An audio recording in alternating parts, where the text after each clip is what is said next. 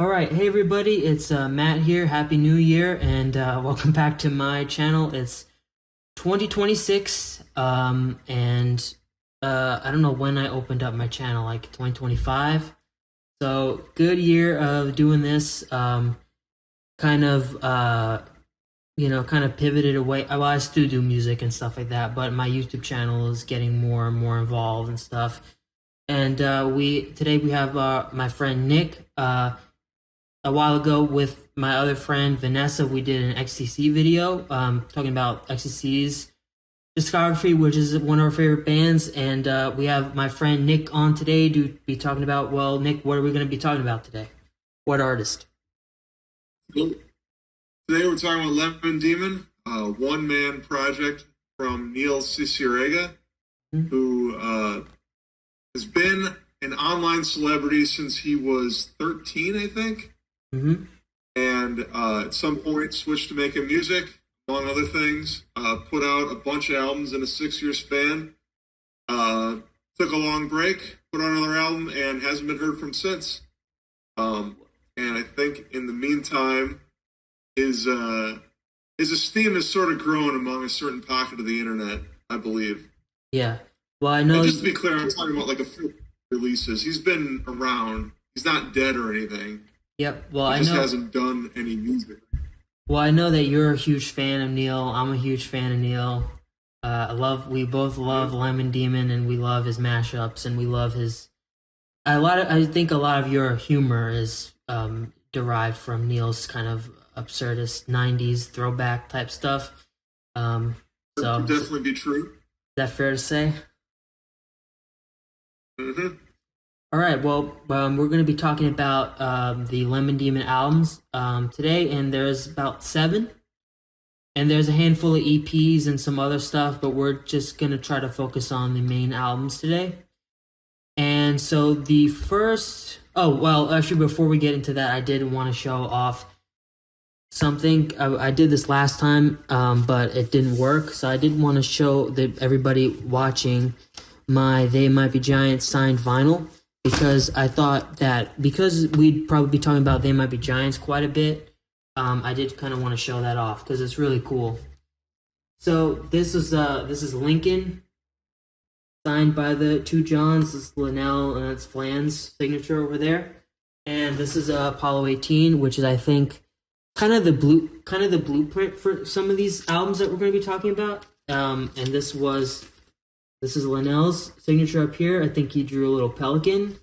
And this is Flan's, and he drew a speech bubble around one of the credits. And this was when I went to see them play live at Symphony Space in Manhattan. And I was sitting next to a woman. It was for a book launch. Susan Orlean. One of her movies was adapted into a Charlie Kaufman film, I think, called Adaptation. And I saw her Reed and They Might Be Giants played, because I guess they're buddies or whatever. And some woman I was sitting next to said, "Hey, you should go and buy the book because they're selling the books in the back." And I brought the albums thinking I wasn't going to get them signed, but I looked at this toward the stage, and Linnell and Flans were right there getting their gear. And I ran up to them and I was like, "Hey guys, you think you could sign?" And that's how I got these signed. So those are my prized possessions. I'm really proud that happened, and because Linnell doesn't sign, he goes back into his cave after the show, so I'm really happy about that. But I just wanted to share that before we get into the video. No, I think it's important to bring up. I mean, we're probably going to be talking a lot about Neil's specific influences, or at least what we perceive them to be, but that is the big one. They Might Be Giants. Specifically, I would say like the first 4 albums, like up to Apollo 18. Mm-hmm. I think it's safe to say that Lemon Demon would not exist if not for those 4 albums, or maybe it would, but it would sound markedly different. I feel like those albums were very, very important to him as a kid, and that was sort of the springboard for what the entire sound sort of grew out of. Yeah. Well, yeah, I think part because it the music appealed, because it was clever musically, but I also think specifically John Linnell, I think he probably saw himself as a person very much in that vein. You know what I mean? Kind of recluse. There's a certain archetype that I think this guy is too. Yeah. I was gonna say I have my little thing I was gonna read. Is so give a little background on Lemon Demon before we get into the first album called Clown Circus. This is so Neil had a project before this when he was a really little like baby, like 10, 11, 12-year old kid named Trapezoid or Deeperitas or whatever it's called, the anagram of trapezoid. And that was kind of I haven't heard every Trapezoid album in full. I think my favorite is Microwave the CD, which weirdly enough is the least as the has the worst rating on Rate Your Music. I always thought that was the clear standout because it's got the Sam and Max song, and I like Sam and Max. Anyway, so that was just like a bunch of like instrumental MIDI type stuff with like vocal samples from video games and cartoons and like web ads and things like that. But Lemon Demon was his band to have full vocals, and it was a more like kind of indie rock oriented project with a bunch of influences from like They Might Be Giants, Oingo Boingo, like Japanese synth pop bands, stuff like that. Even though it kind of starts off as like kind of a playful pastiche type project, I don't think Neil kind of. I think that even he would probably be tell you that he didn't anticipate this becoming like his full time musical output. And that's actually a good segue to the first album. So if we talk about the first. Yeah, well, I mean, I think it's important to say, like, before, like, back in those days, like, you're talking about 2003, like, right around when the first album came out, like, he was doing a lot of different things at once. I remember, because I know, like, he had a website with, like, 5 different links on it. Like, he had, like, a web comic, he had the animation videos, he had, like, some blog type thing, like a message board, and then it's like, oh, I'm making music, too. So, like, I don't think he ever intended for that to be like a big thing, but I think at a certain point he realized he was pretty good. Mm-hmm. Decided to like focus more heavily on that than everything else. Mm-hmm. Yeah, especially in those 6 years, all this stuff came out. And Neil was doing something called Animutations, which were a bunch of Flash cartoons with weird imagery and music that's ripped from like the Pocket Monster soundtrack and like weird Japanese stuff that he found online. Kind of really influential on a lot of the kind of culture mashing stuff that is even prevalent like today. And this was like pre Tim and Eric type stuff. So I wouldn't be surprised if Tim and Eric took influence from that. I used to work at a comic book store, and I got a copy of that Pocket Monsters CD. Like, this was back when Pokemon Mania was going on, like, back in 2000, 2001. Mm-hmm. I think when I was, like, 15, they got this CD in, like, it was a promo thing, and they were like, oh, does anyone want this? Like, yeah, sure, I'm all down for a weird CD. And I remember listening to it and thinking, this has got to be the exact thing that he has, because, like, half the songs that he uses are from this. Yep. Yeah, I think he must have stumbled upon it somehow. I think that's what it is, because Hyakugo Juichi is one of those songs, probably, right? So, yeah. That's on there. So the first Lemon Demon album is called Clown Circus, and it came out on April 5th, 2003. Doing the math, Neil was born in August, so for these first 2 albums, he's actually 16, which is really young. But I'll kind of give my thoughts on it. So, you know, it's very kind of lo-fi oriented, but I think Neil does really well with what he has on these first 2 albums. Like, it's definitely, but I mean, I'm not. Some of the songs aren't as successful because Neil's like a little kid, kind of doing this stuff. But I will say that Clown Circus, I feel like this is kind of a thing where when we did our XCC video, you and Vanessa weren't feeling oranges and lemons as much as I was. This is kind of my version of this for Lemon Demon, where I know you're probably going to give Clown Circus a middling review, but I kind of like it more than the average person because there's just a lot of really clever and interesting stuff going on, and a lot of these songs are really pretty great for what they are. Or at least I guess my ear, I kind of have a better time digesting these than most people. I don't know why. Maybe just listening to a lifetime of weird, sort of music. But yeah, I'd say my highlights on this project are probably Error, which is the first song, which is kind of like a salsa type instrumental song Sounds like the when you press the demo music on a Casio keyboard type of thing. Actually, it sounds exactly like that. And also there's a song called 10,000 Light Years Away, which is kind of a really loungy track, kind of like space age bachelor pad type music. Don't Be Like the Sun, got a fun disco groove to it, really nonsensical lyrics. I think one of the lyrics in this song is, I don't know, I don't remember, but I remember it's a whole bunch of nonsense. There's a song called Hazel's Modus Operandi and Fire Motif. Those are both good alt rock tracks. And I like Fire Motif because there's a Homestar Runner reference in it. Burninate. I don't know if you caught that. That's pretty good. Oh, for sure. I lived through that. Yeah. But I think my favorite three songs on this album are definitely Somnolence, which is this really, really ambitious, kind of almost prog oriented type song. That kind of swipes talking about Apollo 18. I think there's an instrumental part that's lifted from Spacesuit in the middle with all the weird keyboards and stuff.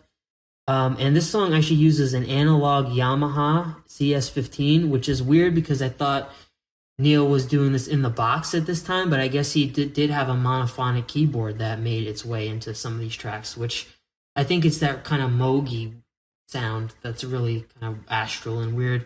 But I like that track. I like that track a lot. I like Elsewhere a lot. It's a really ambitious instrumental. Got a lot of brass and woodwinds and march, kind of classical march drums.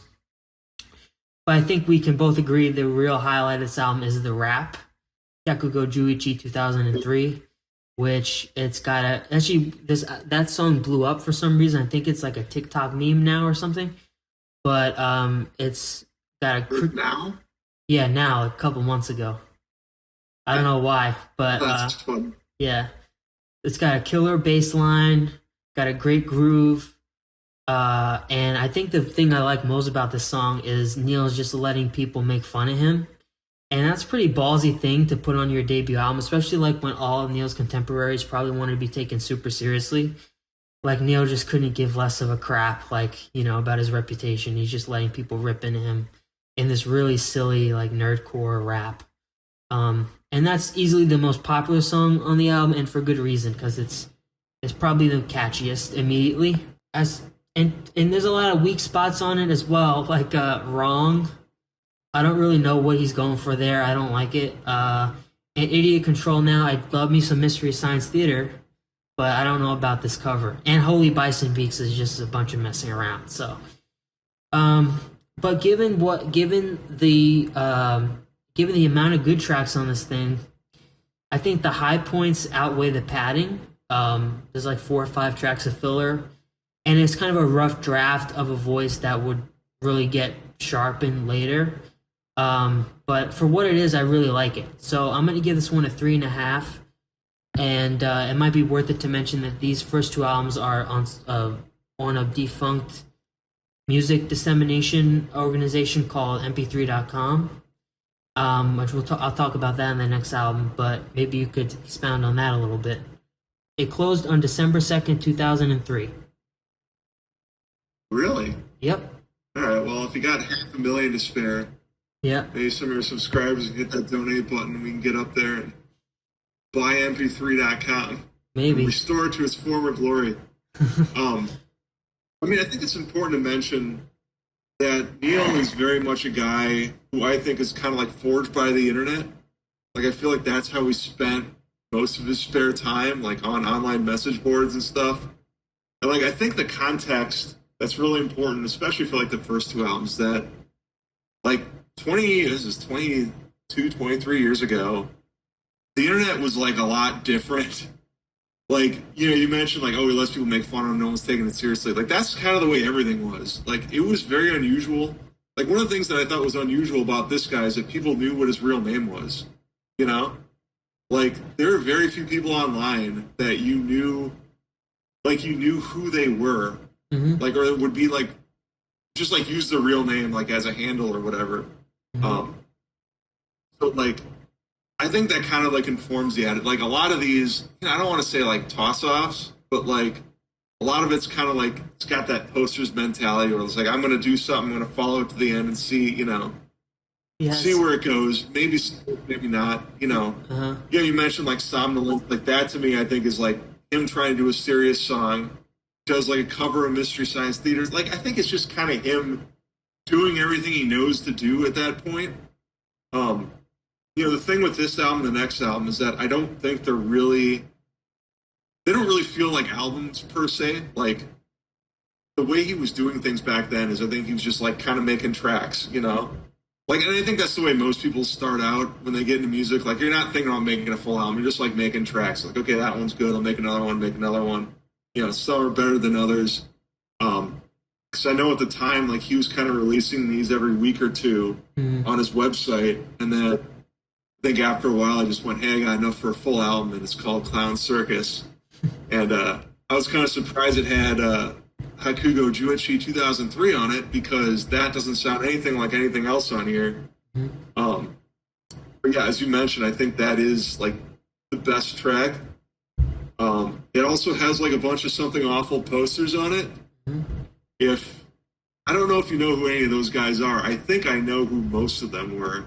I know Aaron Akerson, who's kind of an influence on my music. Yeah, I guess my opinion of this is I knew like 4 or 5 of the songs beforehand. The song Lemon Demon, which is kind of a rip of Don't Let's Start by They Might Be Giants. Like you can tell like that was his template for it. Crazy. Don't Be Like the Sun, which is... That song has a crazy guitar tone in it. I don't know how he got that sound, but it's crazy. He probably couldn't replicate it if he tried. Yeah. But yeah, you also mentioned Don't Be Like the Sun. I think that's also a key track because it kind of stitches together a lot of different sections that are kind of fun in their own way. Like it's sort of a mini epic within like 3.5 minutes. Yeah, a lot and of that's parts. the sort of thing he'd be doing in the future. But yeah, once I like heard the full album, I didn't really find that much interesting that hadn't been released already. I thought the first track, Error, was good because I think he's still like good at that instrumental stuff. And yeah, as you mentioned, the last track too. So yeah, my favorite tracks besides Hakugo Juichi, Don't Be Like the Sun, Somnolence. I like Pepper and Salt. I find it very catchy. And I don't know about that one. I don't know, that song's always stuck in my head. Other than that, I'm not a huge fan of it, but I will say, given that he was like 15, 16 and recorded this, like, that's pretty good. Yeah.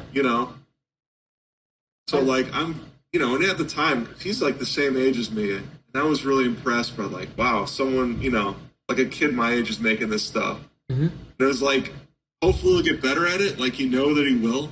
But, like, he's starting from, this guy's got a lot of ideas in his head, Yep. And I think he's, like, getting the right thing from the stuff he's listening to. So, I give it a 3. A lot of that's mostly because, like, I still have a soft spot for, like, half of these songs. Well, I remember last time you gave... things... We did this before, and it didn't tape, and you gave it a 2.5. So I'm glad it bumped up a little bit. Yeah. I remember I gave one a 3 and one a 2.5. Oh, yeah. I have my list here. Yeah, I still give it a 3 because I think he kind of graded a little bit on a curve, I'm just grading it. I'm grading it on how much I like the songs, and there's so many songs on here that I listen to like almost on like a bi-weekly basis. Like there's a lot of really great songs on here. I think this sounds crazy, but on some days I would rather listen to this than Hip to the Javabean, which I gave a 3.5. Which is obviously not a better album, but it's just, I don't know why, but I feel like the songs on Clown Circus grab me a little more because they're more raw, unfiltered energy. And just some of these songs are just really catchy. So I give it a 3.5, you give it a 3, which, I take the scatterbrainness of it, like there's really not a whole lot to compare it to, Yeah.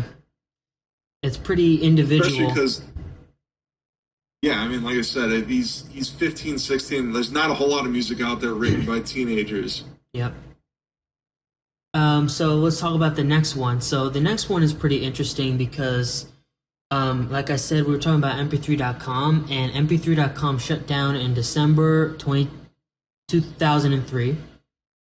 This album was released in July 2003. So and it even says on the Lemon Demon Wiki, not a lot of people knew about this album, I guess, because I guess Neil didn't advertise it as well. And when people were around to go get it, mp3.com shut down their premises. And I know that he put the Clown Circus and Haunted Candle Shop on the CD content for the next one, which is, I guess, how a lot of people heard it. But by that time, it was already like a year old. So I don't think this one got as much time in the spotlight.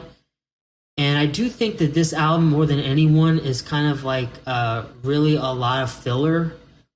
And this one, you can kind of tell there's better production, I guess, because kind of Neil's recording it more in the box rather than like kind of having a bunch of acoustic guitars and like just recording the synth speakers through his like microphone or whatever.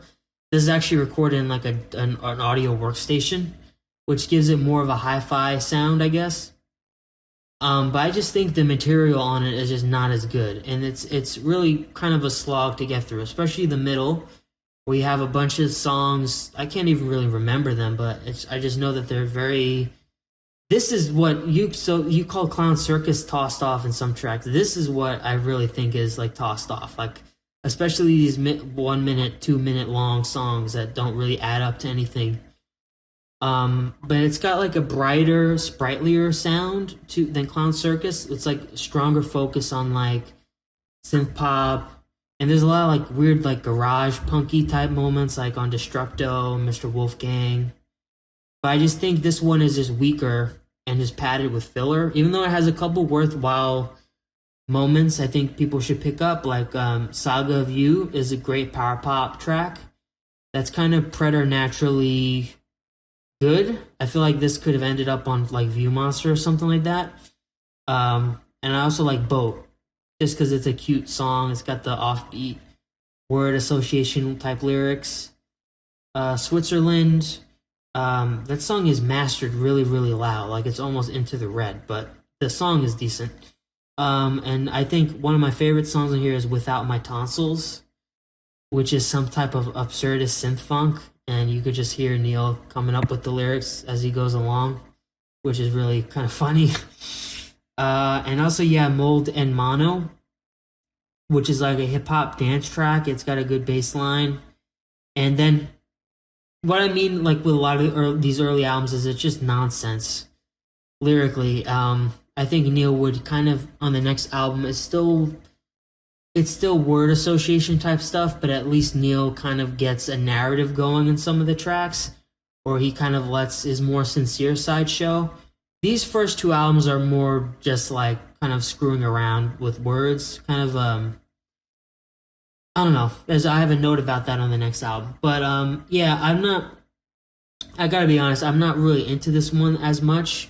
I think this is probably the worst one.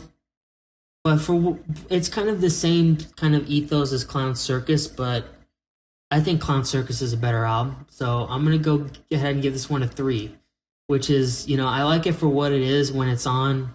I think it's a fun listen, but yeah, some of these songs are really light on substance, and it's just a lot of filler as a whole. So I'll give it a 3. All right. Yeah, I actually kind of looked it up while you were talking. Is this longer or shorter than Clown Circus? It's actually shorter by a couple minutes, which is interesting because it doesn't feel. If I were to guess, I would have guessed it was like an hour long. It's more songs. Because last time I listened to it, yeah, it felt like kind of endless in a way. That's never a good not sign. In a good way. Nah, I mean, I think that when you're starting out making music, you probably can relate to this. That like sometimes you start something and you don't really know if it's going to go anywhere, if it's going to come off the way you're thinking in your head. And sometimes it's like, well, I got enough, I might as well like put it out anyway. Mm-hmm. Like it feels like there's a lot of stuff like that on here. Once again, I don't feel like this was intended to be like an actual album per se. Like something that was meant to be like packaged as this. Like I think, I feel like mp3.com probably had that option, or that maybe made it easier for people to download and get, a bunch of stuff at once. So it was probably convenient to put it that way. I will say the songs that were released ahead of time, like before it came out, which I think would be The Saga of You, Boat, Destructo, Dance Like an Idiot, and Mold and Mono. Also happen to be like the best tracks on here, I think. Looking at it now, I don't know if there's any other ones on here that I particularly like. I thought Switzerland was kind of cool, but Yeah. it's more like a half-baked idea. Mm-hmm. Movie Night at least has some funny lyrics to it. I think it's also got like some odd covers on it. There's a cover of the Choo Choo Racket theme song, Mm-hmm. which I have no idea why he decided to do that. And then there's a cover of Birdhouse in Your Soul, which it's kind of an interesting take, like kind of doing it like as a thrashy punk song, but he's just like not at the place where he can do a thing like that, you know? Mm-hmm. Yeah. Like it was probably something he heard in his head and put the tape, and it like kind of worked, but yeah. I you know, think he's only capable of doing so much. that's another thing about this album is there's a lot of covers, and that's what I mean. I feel like Neil had some good singles, and then just kind of took the half-finished songs he had on his hard drive and just kind of dolled them up a Right. little bit, and then added it as an album. And this is easily the most unpopular Lemon Demon album, and it's got. I don't mean to. I feel like I'm being really negative on it. Like it's got some cool moments. A lot of these songs do have some stuff going for them, but it kind of falls flat as a whole, and it's just a little lukewarm. So I'll give it a 3. What do you give it? I give it 2.5. Okay. Because like, you know, I think if you took the best songs from this and the best songs from Clown Circus, like you could get a really solid like 50-minute album out of it. Mm-hmm. But like as is, like I would never listen to this front to back. Yeah. And I will point out though, one thing that is kind of cool is that it starts out, the song Hydroelectric Viking starts out with the same bass line as I think it's Drinkin' by They Might Be Giants, which started off their MP3 only album. Oh, cool. Which I think is kind of an important thing to mention. As you probably know, I think they were the first established band to ever put out an album exclusively online. Mm-hmm. And I think it was eMusic, it wasn't mp3.com. But like, so in a way, like just to tie it all together, like They Might Be Giants sort of kickstarted the whole digital music thing in a way.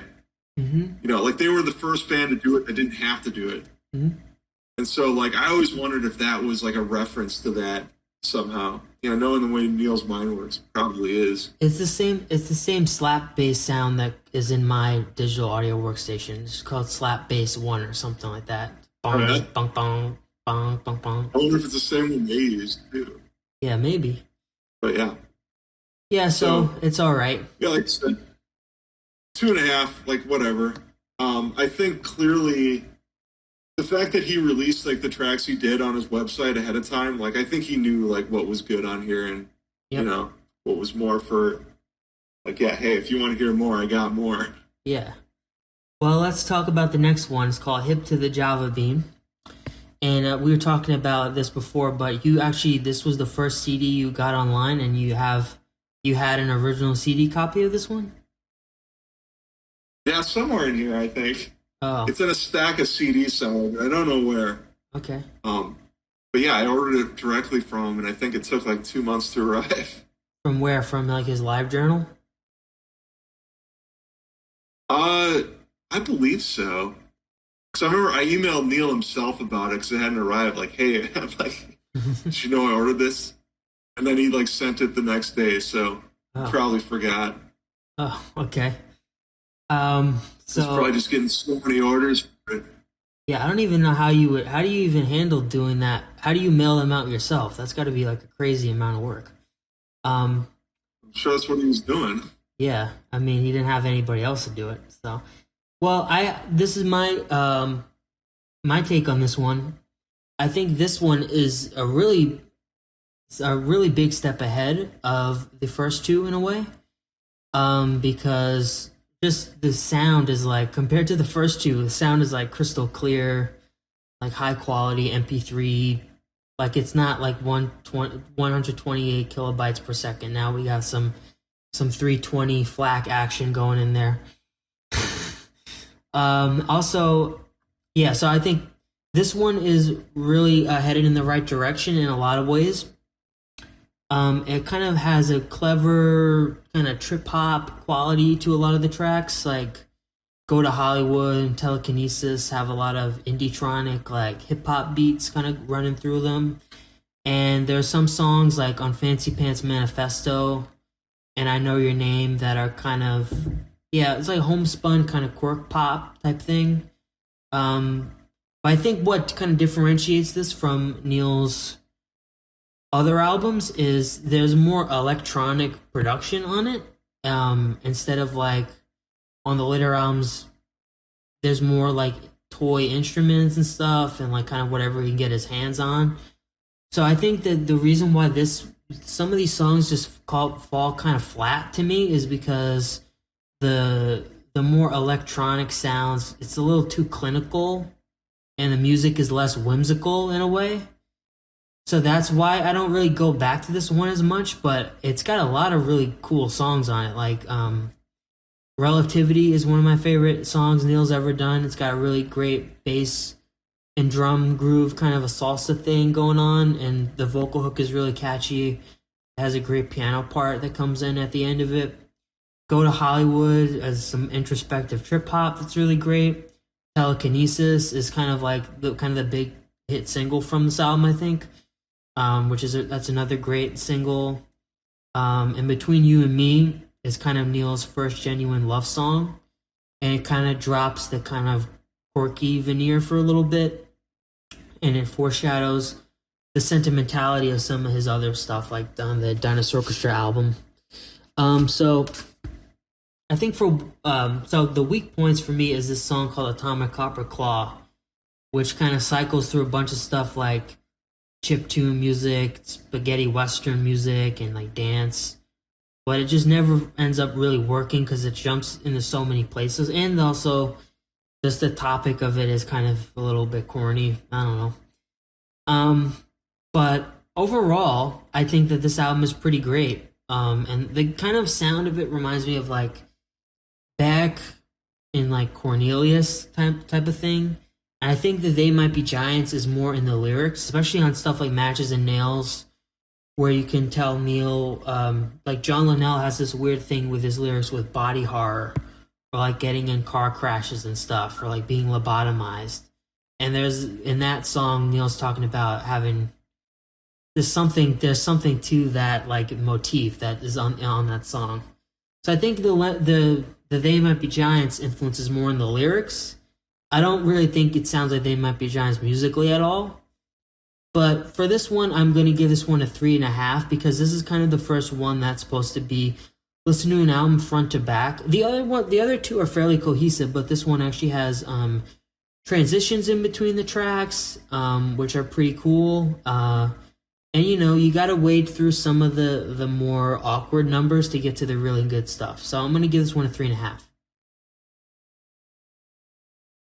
All right. I mean, yeah, as you mentioned, I think this is the point where I think he realized, like, okay, this is something I can do. This is something I want to pursue, And this is where he's like transitioned from someone who's just like spitting out tracks to trying to make full albums. Mm-hmm. And as you mentioned, he did get a lot better at what he's doing. The sound quality's better. His singing's a little better. The instrumentation, I think he's getting a little better at playing guitar and all that. But the one thing I noticed, I re-listened to this recently, and the one thing I noticed is that I feel like he's kind of biting off a little too much on this. Like, he's got all these ideas that he doesn't quite know how to manifest, it feels like. And I think that kind of the issue with that is that he tries to get it all on the album. And I think, see here, how long is this? It's almost an hour, 57 minutes. So it's actually longer than the other two. So, like, when it drags, it kind of drags a lot. You know what I mean? Like, there's kind of a lot of, like, sour notes on here that, like, sections of music don't quite work for me and sort of go on longer than, like, the more tossed off stuff on his first two albums. Talking about sick puppy with all the weird noises and stuff. That's 8 minutes long. That's one of them. But I'm talking more like some of the songs that are like 4 or 5 minutes that don't really need to have like a third verse on them. You know what I mean? Oh, like that was one of the lyrics. I was What's gonna that? say Fancy Pants. I like Fancy Pants Manifesto, but it goes on a little too long. Yeah. See, and that was like the clear lesson to learn from They Might Be Giants. If you're writing songs like this, like you just need two verses, two choruses, and a bridge, pretty much. You know. Hmm. Um. So I think like what's really emblematic of this to me, like my issue with this is the song "I Know Your Name," because that was actually released before any of this. I think it was when he was still Trapezoid, and it was the first song that he actually sang on. And I thought it was like a really like tight song, especially for if he was like 14, 15 when he wrote it. A good track. It's got like a good hook. It's got like a good melody. The guitar solos like fits in really well. Like it's surprisingly cohesive for like his first real song. And I guess he knew it was good because he re-records it on here, but he like kind of slams it with overproduction, in my opinion. Like he tries to do so much with it that it sort of like obscures what was good about the song in the first place. You know what I mean? Well, I really like the version on this album because there's like I think after the kazoo breakdown, there's just a bunch of harpsichords that are like being wildly detuned, and it's like just like leave it in. It's like don't even Yeah. bother to edit it out. Yeah, he's definitely trying a lot of stuff on here. And like I said, I think he doesn't quite know what he's good at yet. But a lot of the signs and things that he would be very good at, I think they all sort of first really show themselves on this album. You know, I think Relativity is a great example of that. Like, that sounds like that's like a solid tune, you know, like a really well thought out, start to finish. I've got some falling to do too. Like, that's a pretty great power pop song. Uh-huh. And you can tell, like, he came up with a good guitar riff. He's like, all right, we're just going to ride this through the chorus and, do something really fun with it. And I think, like, you can see a little more confidence starting to bloom in him there. But yeah, as a whole, actually, when I said Relativity, the song I was thinking about was Telekinesis. Relativity is a good song too. Oh. But Telekinesis, I think, is the one I'm really impressed by. Hmm. But yeah, I think I am going to give this a 3. I think I gave it a 3.5 last time. But what changed is I went back and listened to it and I realized, like, man, this is really long. And actually, all of his albums after this are pretty long, but this one is, like, it feels long in a way the other ones don't, if that makes any sense to you. Yeah, some of the songs do run a little long. And I don't know if you noticed this, but I just think like I don't know if it's the cover being white, but I always associated this album as like being very dry sonically. Like there's not very colorful instrumentation. It's kind of clinical and I don't know, it's got a lot of great songs, but I kind of wish the production was a little more like the next album where there's so much going on, there's so much variety in the sounds. So it's a little tepid in that sense where you can tell like Neil was like, let's just get the skeleton of a good song down and not adorn it with too much and then just have that be the album. But that's kind of the mental association I have with this album. Like there's not a lot of sonic variety in it, which also is why I can't give it a 4 and why I'm gonna give it 3.5. So Yeah. Well, what's frustrating about that is that there are some songs that I do think are, like, more dynamic, you know? Like, I felt like there was a lot of, like, elements that sort of clash with each other on some of the songs. Like, when you put too many things in the same, like, frequency range and you can't, it all sort of, like, meshes together. Like, I felt like there was some of that on it, especially the song Atomic Copper Claw has a lot of that. But, like, Telekinesis, Relativity, and Go to Hollywood, I think, all sound, like, better than everything else. mm-hmm. So I guess he's still learning. Yeah, I really like this album, and but I have my reservations about it, but yeah. So those are our thoughts on it. Those are our thoughts on it. A bit of a tongue twister. So we're gonna go to the next one, called "Damn Skippy," one of my favorites. And I remember when I did my Lemon Demon list on Rate Your Music a while back that got some attention, I did give this kind of a negative review. And I don't know why I was being such a grump about it. I was like, it's too happy. But I listen to it now and like, I really like it. It's like so much fun. It's really very nerdy, very whimsical. Well,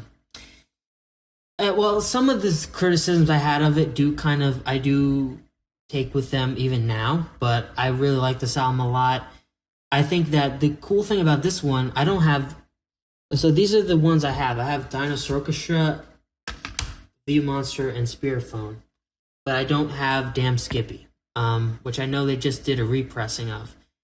But I will say, this one, I think the cool thing about this one is just the songs are getting so catchy, it's almost hard to get them out of your head in a way.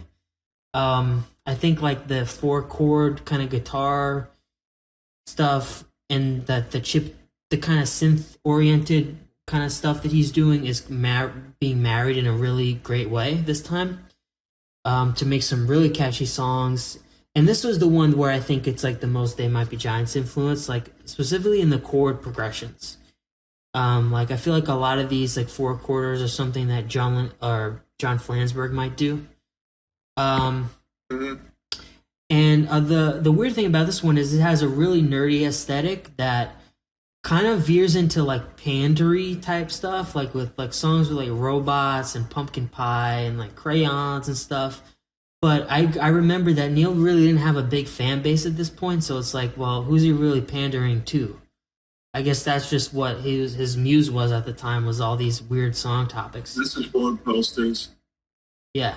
I mean, he's got the posters mentality, like it doesn't feel like there's a real person in a way. It feels like there's more like a handle behind this, A little It's like bit. every song is so like micro targeted to something, specific. Yeah, it has this like kind of pandery in the topics of it, but not the music. Which is kind of, I don't think that Neil's pandering really, but it just has these, like when you're trying to make a nerd rock album, there's just like zero in on the minutia of like everyday life, and you come out with songs with like robots and rainwater and crayons and all this stuff. But I do think that this album is great because it's just got so many great songs on it, like New Way Out, real anthemic track, and also What Will Happen is like another really hook heavy anthem with a lot of really clever rhymes and wordplay, and like Neil's rapping actually pretty good on it. I use the term rapping loosely. He's more just kind of singing fast, but I also like Subtle Oddities a lot because that's like the song with the most TVG kind of feel to me, specifically in the lyrics where John Linnell kind of does this kind of like Neil has this kind of like gee whiz, like pushing up your glasses, like word game quality to him a lot of the time. If you kind of know what I mean, like he does a lot of like spoonerisms and like double entendres and like his lines cancel each other out. You're like, wait, that can't happen. It's like recursive thinking that John Linnell does a lot of the time. And Subtle Oddities is a great display of that. Also, it has an awesome guitar solo and a great breakdown. And I think my favorite part of this album is like probably the run on side C, where it's from Ode to Crayola to Disful Bliss, where I just think that's like a really good 12 minutes of like great songs, really fun tracks. And the production on here is just so colorful, and like there's just so much going on. There's all these little details. Like this is a good headphone album because there's so much going on in the left and right speaker, little colorful pockets of guitar and accordion and little keyboard patches and counterpoint melodies and stuff. I will say there's a couple weak points on this album for me, like the opener, Dead Sea Monkeys, is kind of a dud, and Kitten is Angry is kind of a dud, and the song about Alec Guinness or whatever is not really one of my favorites. I forgot to mention on the last album, so Hip to the Javabean is when Neil started to do bonus tracks. And I didn't have any notes for the bonus tracks on the last one, but I do have some notes for this one. I like the cover of Bicycle Race, which is a Queen cover, but it's kind of filtered through like plus text squeeze box, super hyper crazy Zolo style. And I like the song Lollipops and Scatterbrained because they kind of have a musical theater quality to it. But yeah, I'm gonna give this one a 4. I think it's a lot of fun, and it's hard to not smile when you're listening to this album because it's like one of the happiest albums I know. And I think my criticism of it in the Rate Your Music review was some of these songs are a little chintzy, a little cloying, kind of a little too twee. But I don't really mind that now. But I think it's a lot of fun. So Didn't you say last time this was like the single geekiest album ever made? Something to that effect? it's up there. Can you think of a nerdier album than this one? Uh, yeah, Logan Whitehurst, the one you sent me. I think this is nerdier than that. Yeah. Yeah, definitely. Actually, now that I'm thinking about it. Yeah, so you gave it a 4? I'm gonna give this one a 4. I like it a lot. All right. Perfect. Yeah, I think what stood out to me about this one, like when you're going through the albums in order, this one definitely feels like the first one where he really kind of, I guess he more like kind of realizes what it is he wants to be and what kind of songs he wants to write. Like you can tell that what he's actually putting, I shouldn't say putting the tape because like tapes weren't involved in any part of this process, but I think like what's coming out, I think is a lot closer to what he's hearing in his head here. You know what I mean? Like the big difference between this album and the last one, even though they're about the same length, there's like a lot more momentum on this one. You know, like when you write a track, I think that you have like the basic skeleton of it. Like here's what you want to do, here's what the chorus sounds like, and a lot of times you get to the point where it's like, it needs one or two more things. And I think back in Hit to the Javabean, like he was just kind of doing stuff. Kind of here's an idea that I've been pointing on. Kind of writing on out this track, writing out one chord progression and just that's the song kind of thing. Right.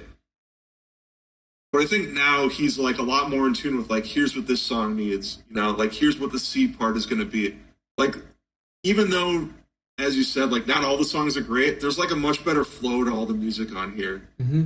And you can kind of tell that like the influence of a band like Sparks or even like Devo sort of coming through on here, where it's like, there's a lot of great melodies, but you also need like the great counter melody after it. And here's what that's going to sound like. Yep. And that is, the fact that this came out like in the span of a year after, like he was growing real fast as a songwriter. I think like even the songs that I'm not like a huge fan of, like, When Robots Attack is like okay.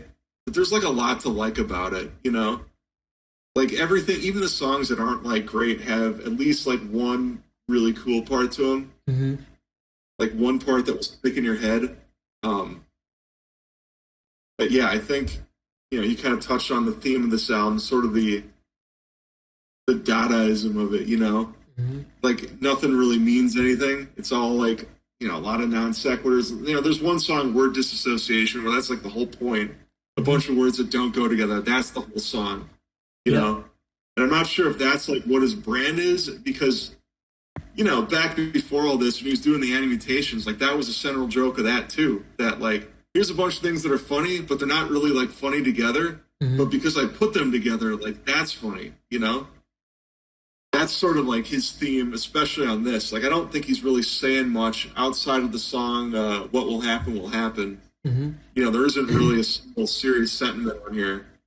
But yeah, I think of all the albums, like re-listening to this one, I think like this was the one where its esteem in my mind like grew the most. Yeah. So I remember when it came out, I didn't really like it at all. I know you told me because, you were I more felt like you were more into punk rock, like Rollins Band stuff. I was into Rollins Band then. I felt like at this point, I guess he'd be 19 years old, and he still kind of sounds like a kid. Neil was 18 when he did this. 18? I think but that's like, in retrospect, I think that's what kind of makes it interesting. Like I had mentioned before, that the thing that's kind of neat about Clown Circus is that regardless of the quality of the album, like it's so rare to hear someone of that age, like writing music and not like trying to write music, trying to sound older, the ways a lot of bands did like in the 70s or 60s where, they were trying to imitate what they heard on the radio. Like he was making stuff that appealed to him. And I think here, like his attitude hasn't really changed much, but his technique has changed a lot. And I think like sort of the bare skeletons of these songs are real solid. Like the bass lines are great, the guitar riffs are great, like the vocal melodies like fit really well. I'm still only going to get it a 4 because, for one, I don't think it sounds as good as his later albums. I think that he's discovered some interesting new like synthesizers or plugins, specifically ones that emulate some of the video games he might have been playing at the time. I think I mentioned this last time, but there's this game Commander Keen, which is sampled in the end, but there's like specific, I can't even want to call it like it's not a synthesizer, but whatever it is that's like making that specific sound. Like I feel like he found that plugin and he uses it like in several tracks here. I was also going to also before. I just want to say I was also going to say you compare this to Sparks, and I kind of think that some of these songs are like if 10cc and Sparks were kind of raised on like Plus Tech Squeezebox and Polysix and stuff like that.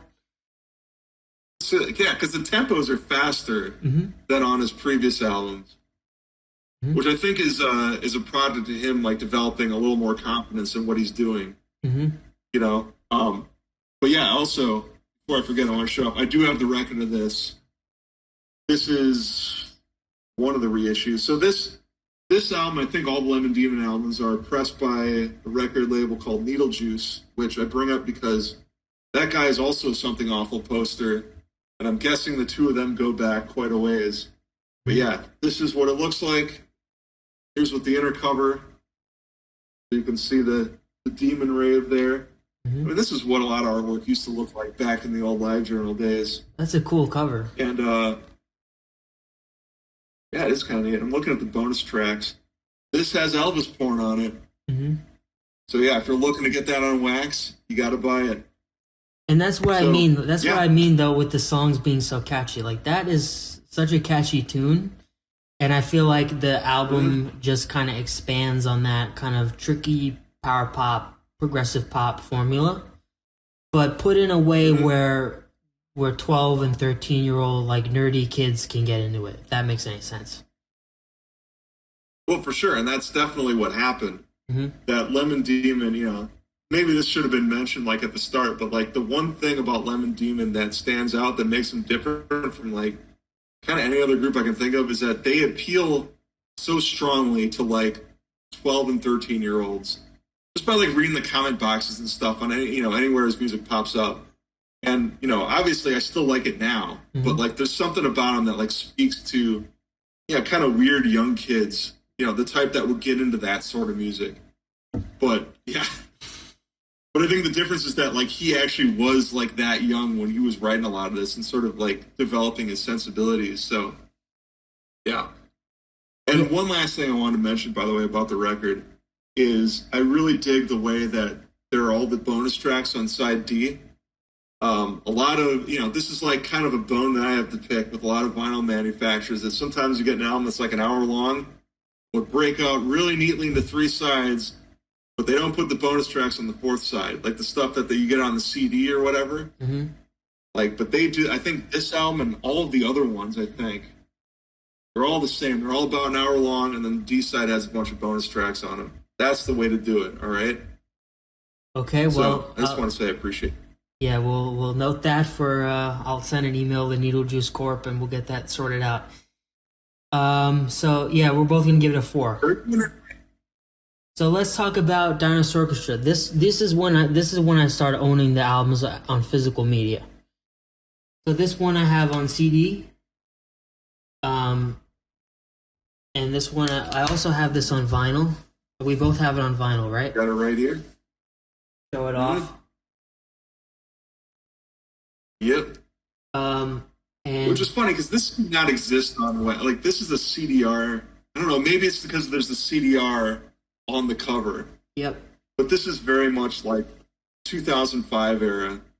Like this is kind of one of those early internet artifacts. Yeah, it is also weird to see the cover blown up so big because this is clearly like a low quality JPEG.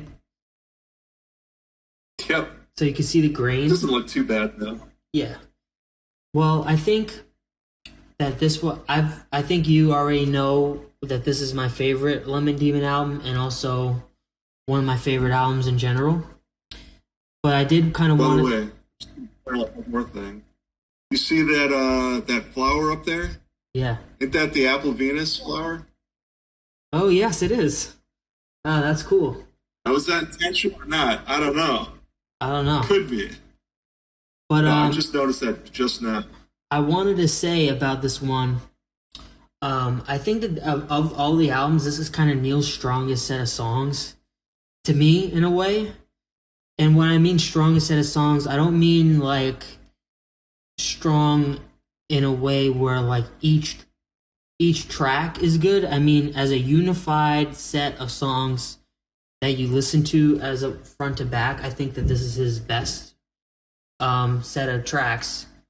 And I just think that this is my favorite. I maybe there's a bit of implicit bias because I did find Neil through the song "Fine," which is track 3 on here. I don't know why the tracks are like upside down, and I don't know. But this is track 3 on there, and so maybe there's a bit of a bias. But man, every time I listen to this, I'm just knocked out by the thematic focus of it, the just amazing beautiful melodies on here, and just it's just like from beginning to end such a strong album. And I think that in a way you can feel Neil kind of getting a little more serious about what he's doing now, because the first half of the album is more silly. You got stuff like Lawnmower and like Stuck. I really like the song Lawnmower a lot because I think it's a parody of the Judas Priest song Breaking the Law, Breaking the Law, Breaking the Law. I think that's what it's referencing. But Totally. what? No, totally. Yeah.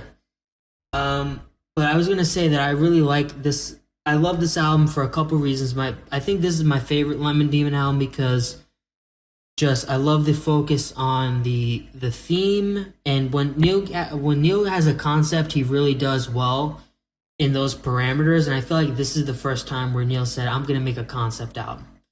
And while usually that's a death sentence for a lot of other bands, it just works so well, and I don't really know why, but I think that just this kind of mellow psychedelic tone and like the kind of melancholy undertones to it, it's just like a warm blanket that like just covers you and makes you feel comforted and wistful, and that's kind of why it's my favorite. And also this just has such great songs on it, like Action Movie Hero Boy and Fine are really great power pop songs. I feel like Fine could have been like a Weezer song in like Another Life or something like that. Ultimate Showdown, which is another point of Neil's fame, is kind of a nerdcore hip hopper talking about all the this crazy battle between all these pop culture figures and stuff. And I think the song is okay. It's kind of out of place on the album, to be totally honest with you. But I think one of my favorite songs on here is Archaeopteryx, which is, I just did some research, and apparently Archaeopteryx was commonly believed by, people, paleontologists who study dinosaurs, ornithologists are people who study birds. So paleontologists thought that the Archaeopteryx was the first known discovered dinosaur, and the whole narrative of this song is like some like weathered paleontologist going back in time to like steal the limelight of the Archaeopteryx. A really creative narrative, and I just love the music on it, like the backward piano loop, and there's some really solid harmonizing on there. That's one of my favorite songs, and the whole run from Indie Cindy through the Too Much song is like, I think it's some of Neil's best work ever. Maybe his best like 30 minutes of music right there. So I love the psychedelic feel of the album. I love the reflective kind of warm quality it has, and it feels like a fully realized album rather than a collection of songs. Even if some of the tracks in the first half kind of jump around a bit because they're more like silly, I don't mind the first half, but I think they're a little weaker on the whole than the second half, which is fantastic.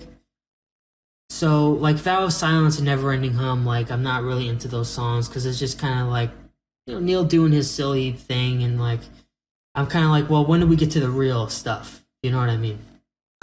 And this one has some great bonus tracks on it too, like Samuel and Rosella, great accordion-driven pop, kind of crazy, like nihilistic lyrics in that one. It's kind of funny. Next Dimension has some wonky post punk, which is really pretty neat. And It Can Get Lonely in My Mansion kind of sounds like REM with that jangly guitar or whatever it is. That's another fun track here. So I think that this is kind of like you have the term bedroom pop being thrown a lot around. You have the term bedroom pop coming like up a lot nowadays, like Claro and like people like that. But I feel like this album in particular is kind of one of the first bedroom pop, like hypnagogic pop, sort of kind of that stuff, like recording in your bedroom type thing. And I'd argue that it was never bettered than it was here. So I'm gonna give this one a 5 out of 5. I think this is his best album. I love it. It's one of my top 10 favorite albums. And also, I wanted to say I was 9 months. My age was 9 months when this came out. So that's a funny thing about this album too. But what do you think about it? I think that you told me this is one of your favorites. Yeah, it is. Well, first of all, I want to correct myself earlier. That is not a flower. That's a peacock feather. Yep.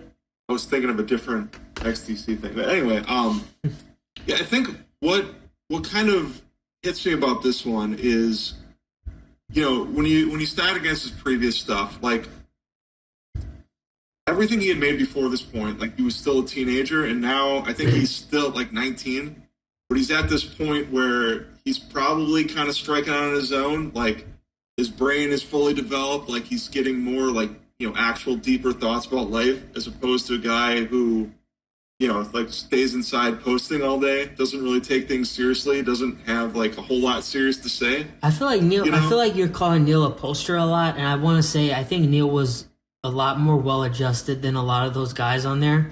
Like you kind of get the sense that Neil's like a good library going, like 17-year-old, 18-year-old boy. Yeah, but I think more in the sense of like, I'm talking more like the ephemeral nature of like your output, where it's just like something to be read by people who get it, Yep. Like it's not really meant for like a mass audience. It's more like these are my people, that we're all kind of in on the joke. And that's sort of like, I think most of his stuff up to this point was just like an assortment of pop culture references that like shaped him as a person, like putting together different icons that he thought was funny and all this stuff. Which I thought was kind of cool about. I think it makes it cool that the song "Ultimate Showdown, Ultimate Destiny" like got so big, because that's like sort of the final time you would do something like this, like create something that's just like a whole bunch of random things put together. Mm-hmm. And for whatever reason, like this one stuck. And not really sure why it is. I don't think it's really one of his better songs. My theory is that this is because this was like the Chuck Norris era of the internet. And I feel like he was one of the first ones to make like a Chuck Norris joke. It's got kind of that at least that's what I think. That kind of LOL random type humor. Yeah, I mean that stuff was great back in the day. All right, everyone loved it, but I don't think it's held up so well. But that was the way it was. Like it was a much less serious place back then. Mm-hmm. But yeah, as far as the music itself, I agree with you. Like I think that it takes like everything that was good about Damn Skippy, and it adds like kind of more layer of seriousness to it. Mm-hmm. Like bring up like Sparks again. Like it's kind of the secret sauce that a lot of those bands have. Like Sparks, They Might Be Giants, Devo, like all those. They call them like quirky pop groups, and sometimes that gets like thrown around as like in a derogatory sense. Like, oh, they're just kind of doing things at random or whatever. Like they're doing things for the sake of doing it. But there is like, you get down to it, they do, the music does speak to you in a way, like there's something profound about like a lyric here and there.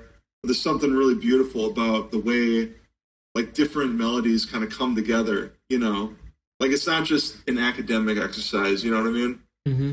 And I think you see a lot more of that on, especially on songs like, Archaeopteryx, which I can't pronounce. Like that has like a really great, like all the melodies in that go together so well, It's not like catchy in the way like a typical earworm is, but it has like a unique sort of rhythm and flow to it. It kind of has And like actually, looking over, it kind of has like a studied feel to it. Like Neil's put in his time with yeah, with some songbooks and learned some theory. yeah, yeah, it's definitely like I can't verify this, but I feel like he's doing a lot more with like different time signatures on this album. Yep. Like pieces that don't match up at first, but then kind of match up in the end. Hmm. Um, but yeah, I think the same thing I said about the last album, that even if a certain track doesn't grab you, like there's always like one good part, like one good melody in it. You mentioned you didn't like Bell Silence or Never Ending Hum. Like those tracks at least have like some good parts to them. Like I like Never Ending Hum has that crazy like what was that clavinet in it? Hmm. It's almost like Stevie Wonder on steroids, where he's just like playing something way too Well, fast. it's got all this like crazy Aphex Twin like drill and bass fills that Neil never would do Yeah, again. I don't know why they're on that song in particular, but it sounds crazy. that's why it stood out to me. I feel like The that's but first time that's I one of listened the to it. songs where I feel like Neil's trying to be kooky and it doesn't work because everything surrounding it is more thoughtful and serious. So the song just doesn't land for me personally. I mean, I get that, but I also think like as far as tracks that he's making as like less serious, like more conceptual, like here's something goofy, like he's putting more work into it. Like they're more micromanaged than before. Hmm. So like I said, like even if a track isn't doing it for you, there should be at least one thing about it that you can that Hmm. you can jive with. But I do think like overall, I think what makes this stand up is that there's sort of this theme to like growing up, like in it. You know what I mean? Hmm. Like you can tell that the age he is, like this is the age you are when you sort of get cast out into the world Hmm. and you start to have to like let go of things. And I feel like some of the songs kind of directly sort of reference that. Like one, Your Imaginary Friend, Hmm. like that's sort of like a goodbye to childhood sort of song, Hmm. which I think is it's a sort of thing that only someone as young as he was, especially someone who's like not only as young as he is, but has like put out so much Hmm. to the point where like people have gotten to know him up to this point. I think this is one of the things that only he could really get away with. But Yeah. like, to get down to it, what's really important is that the melodies on this are really strong for the most part. And I think there's a lot of songs that you could listen to over and over again. This Hyperworld in particular, I think like that would be a great Spark song if they did it. Yeah. Same kind of speedy power pop type of thing. But a lot Yeah. of the album is like not like that. Like it's kind of really mellow and languid and pretty slow. Especially in the Hmm. last half, which I appreciate because like it's a song like Deep in the Ocean with those beautiful like elegiac piano lines like kind of floating into the ether and like you got the folk influence from there. I feel like some like Neil's kind of pulling from like maybe like Neutral Milk Hotel like on some of these songs, like their kind of sound palette. Or Yeah. just like the conceptual ethos of what a band like that is doing, but through his kind of style of like the kind of synthesized pop. And Right. I just think it works really well. So that's why I'm going to give it the full 5 stars. But what's your rating for it? I give 4.5. I don't jive with all of it, but I'd say of the early ones, this is, I guess, the early ones. That's like the bulk of his catalog. But I'd say of like the pre-Spearphone stuff, this is his best. So this is his second best album. Do you think? Yeah, that's what I think. Okay. Not by a lot, but if I had to rank them, what you're gonna make me do, that's what I would say. Okay. But Well, like, you guys say anything I else? do find it interesting, like progression, like the progression that he's like doing things that he would not have done on previous albums, like the way like the Too Much song keeps stacking up like vocal parts on top of each other. Oh yeah. Well, that's another thing. Like You know what I mean? the vocal counterpoint in a lot of these songs is like Yeah, this is a really bizarre parallel, but maybe you kind of hear this in it. I hear a lot of like Brill building, like Phil Spector type stuff with like the hard panned yeah, I can vocal consider that. harmonies, and then on the left, and I feel like it's just like a classic pop sensibility that's pretty cool. So maybe you identify with Yeah, that. I mean, The thing that strikes me about a lot of the better songs on here is that they feel like the type of songs you've been trying to write like this whole time. Mm-hmm. Like especially the Too Much song. The first time I heard that, I'm like, I think he's tried to make this track several times, but this is the first time he really knows like how the counterpoint works. Yeah. Okay, well, you want to get into the next one? Yeah, sure, why not? Let's talk about View Monster. Okay, we have one more album after this to go. So this one is called View Monster. So the reason why this is kind of botched is because this was the first.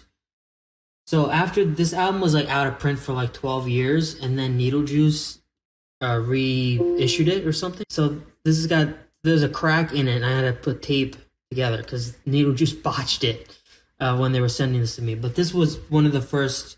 After this album was out of print for like 12 years, I got one of the first CD copies when it was reissued. This is what I got for Christmas when I was like 14 or something like that. And this one, in a way, I feel like out of all the albums, kind of is like quietly the most influential, like of all the Lemon Demon albums. Like even Spirit Funk kind of came out too recently to be influential on anything. I feel like this one is kind of the one where I just hear a lot of the same trait, like the same kind of stylistic markers that Neil's doing on this. I feel like I hear it in a lot of other bands, like coming out now, like in the geek rock, like bedroom tronica scene. You know what I mean? Specifically, this thing he does where it's like, kind of so I don't know where to begin. I didn't write notes for this one, so I'm kind of just spitballing. But I think off the top, I'll say I don't think this album is quite as good as Dinosaurchestra, mainly because the first half of it takes a little while to get going. It takes like a good 20 minutes to really get into the really great material. And I think this album is fantastic. I do think it has some of Neil's best ever songs. And I also think it has the best art. Really cool cover. But I think overall, yeah, so Amnesia Was Her Name, The Man in Stripes and Glasses, Gadzooks, and Knife Fight. I don't dislike any of them really, but like a song like Amnesia Was Her Name is like 4 minutes and 30 seconds long, and it just kind of drags on with no real. The tune of it is okay, but there's no real like progression happening in the song. It's kind of static for like 4 minutes, and I love the lyrical narrative of the song, but I don't think the music is great. The Man in Stripes and Glasses kind of is that one is actually a total dud. I don't like that one. Gadzooks is fine. Kind of a fan. What? So it's short at least. Yeah. Thank God it's short. Gadzooks is people dunk on Gadzooks, but I like the kind of fanciful vaudeville sound. It's got some funny lyrics. I think Neil is calling his fan base a bunch of kooks, because around this time was the time that Lemon Demon really got popular due to Ultimate Showdown, and then you had a lot of teenagers like kind of trying to vie into Neil's personal life. He's like, please don't do that. I'm going to write a whole song about how you guys are crazy. And Knife Fight is kind of a dud. It's a synth punk song about, sounds like mindless self-indulgence, which makes me want to puke. But other than that, I think this album is unique for a couple different reasons in the catalog. One is just because there's so much music on this album. It's like 32 main tracks, 16 actual songs, and then 16 like interlude tracks of like synthesizer, messing around with synthesizers, like arpeggiating them and making weird, cool like folktronica soundscapes with them. And also just the amount of bonus tracks, like there's at least like 20 bonus tracks that you get with this album, so it's a lot of music. But if we're talking about the main album, I think the last half of this album is really great. Songs like The Only House That's Not on Fire Yet, great kind of folk pop track. The Ocean kind of reminds me of Sparks, like you said. The Afternoon, I said this in our last review, but that kind of brings back kind of more the kind of damn Skippy, like twee pop sound. And also you have a bunch of these like chip tuney The last album's kind of flirted with chiptune. I feel like this one could even have its own tag on Rate Your Music that says chiptune, because a lot of these songs have that blippy 8-bit Nintendo pop sound to them, especially The Afternoon, which is a great song. Spring Hill Jack, great Baroque pop song about the urban legend. Ask for Nothing has got like a woozy kind of progressive feel. That's one that has a weird time signature to it as well. And the last three songs, from Satyr's Love Song to Something Glowing, are all fantastic.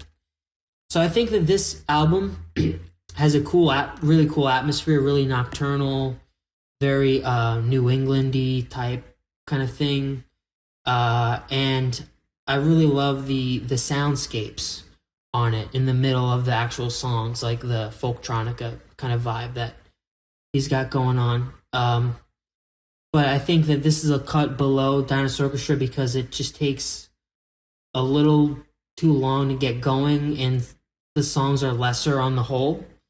But I mean, a lot of these songs are like, this is some of Neil's best work. Like, and I think this is one of the first Lemon Demon album. This is the first Lemon Demon album I would call a stone cold like classic album, because it influenced a lot of things. And it's just one of those like geek rock cornerstones. And also, I want to give a shout out to some of the bonus tracks. Sundial is a good alt rock track. Toy Food is another one that's kind of fun. There's a Everyday French is a fun remix of the All That sketch with Pierre Escargot. And also, there's a hidden track on here called Creepy. If you rip the CD and go into your HTML content and open up 27 folders, there's a song called Creepy that's pretty cool. Reminds me of John Carpenter. So I'm going to give this one a 4.5. It's a classic, great album, but it's marred a little bit by some of the lukewarm songs in the first 20 minutes. So I'm going to give it a 4.5. There you go. Yeah, I mean, I agree with what you said. I think that what stands out about this album is that the first side of it, if you got it on vinyl, which, by the way, I do. Here it is right here. That, like, the first side, outside of the song Market Land, like, I'm not a huge fan of any of the tunes on there. I do think Amnesia Was Her Name is, like you said, it's interesting lyrically. I feel like he was going for some of the kind of builds and builds and builds, but it needed, like, one more element to really drive it home. I like the bridge at least. Yeah. I think what occurs to me about this album is you kind of have to go back to the context in which it was released, because you're right. Ultimate Showdown was like, it wasn't just his most popular song; it was like ridiculously popular for like a guy of his stature. Mm-hmm. You know what I mean? Like he was like a big name among a certain sort of like internet dork, like people who deliberately search the sort of things that would lead you to his work. And this, I think, broke that containment, because like people I knew were talking about this song, and I was like, oh, I know who that guy is, and like nobody had any clue that this was like somebody who'd been making things for a while. Like they thought it was just something someone had cooked up. Yeah. Like no, this is a guy, like he's been around a while. He did like videos that were famous 5 years ago, and he's also like only 21. Mm-hmm. And I think that, like, maybe what was going through his head in the moment is that, like, he got pretty popular all of a sudden, which is both, like, a good thing and a bad thing. Because I feel like in the past he was writing more to, like, the people who he knew was his audience, and now, like, all these people from the outside are starting to pay attention to him. And I feel like it sort of affected the process a little bit. Oh. Or he just went into spooky mode. Yeah, I don't know why that happened. This is a spooky album, too. That was really weird. It scared me. Yeah. Anyway, what were you saying? Well, I'm saying it does kind of fit that archetype of what happens, like in the 80s, these one-hit wonder bands where, like, they'd get famous all of a sudden and they'd, like, crank out another album right after that's, like, mostly good in the same ways, but it feels, like, a little pressed. And I think, like, for this one, I think he put it on himself to be like, okay, I'm going to make this my biggest album yet. It's going to have the most tracks. It's going to have, like, the most stuff going on. And I think most of it does work pretty well. Mm-hmm. But you kind of get the sense in a way that like he sort of wanted, he was starting to get burned out a little bit from it. Like I've taken Lemon Demon in its current sound, like about as far as it can go. Mm-hmm. And I think like you see that in the second half of some of the songs, like The Machine, Ask for Nothing, The Afternoon. What are the other ones? I think those three, and The Ocean, and The Only House That's Not on Fire Yet. Like I think that's like all of those songs are kind of like the ultimate manifestation of where his sound was going. Like at his current skill level and what he was able to do, like I feel like that's about as good as it gets for him. And like the fact that those songs alone, I think make this a pretty great album. Yeah. But yeah, you can sort of comes apart at the seams a little more than like the last two did. So it's like more hit or miss, but like the hits make it at least about as good as the last two. Like if you like the last two, you'll get into this one as well. I think that some of the songs are more crafted on this album. Like specifically The Machine, I feel like Neil's trying to write his opus there. And I don't know if this makes any sense to you, but it feels like it's so much trying to be an opus that another song that's not trying to be an opus feels like more of an opus than this one would. Am I saying that right? Trying to wrap my head around that. Like Neil's trying to write like a progressive pop masterwork on that track, but it ends up falling a little flat for me because it's so obviously trying to be like his best song.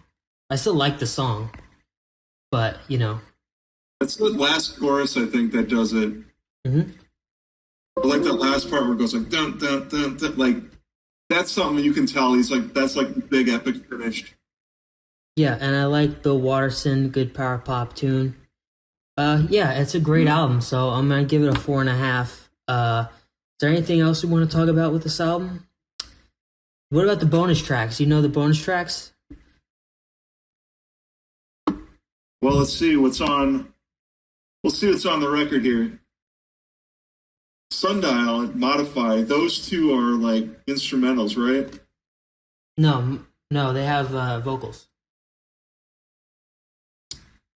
No, the one I'm thinking about is it's called Drinky Bird. It's not on here. That one I always loved, but it's not on the proper album. That's on CD. Drinky Bird, track 11. So, I'll have to upgrade my system. Yeah. This one has 1, 2, 3, 4, 5, 6 Pokemon on it, which is a Barack Obama era song. Oh.